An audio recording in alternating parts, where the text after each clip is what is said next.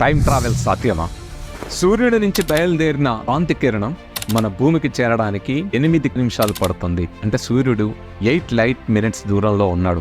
మనం చూసే సూర్యుడు 8 నిమిషాల క్రితం సూర్యుడిని ఇప్పుడు చూస్తున్నాం. సూర్యుడి తర్వాత అత్యంత దగ్గరుండే నక్షత్రం ప్రాక్సిమా సెంటరీ 4 లైట్ ఇయర్స్ దూరంలో ఉంది. అంటే 4 సంవత్సరాల క్రితం ప్రాక్సిమా సెంటర్ని ఈరోజు చూస్తున్నాం.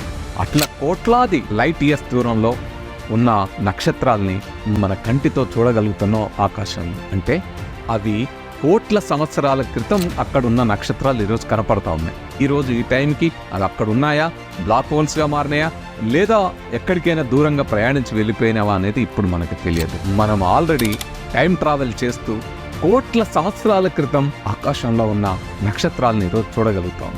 ఈ విధంగా చూసినప్పుడు మనం రోజు టైం ట్రావెల్ చేస్తూ ఉన్నాం. టైం ట్రావెల్ చేసి మన గతంలోకి వెళ్ళడం సాధ్యమా? నెక్స్ట్ వీడియోలో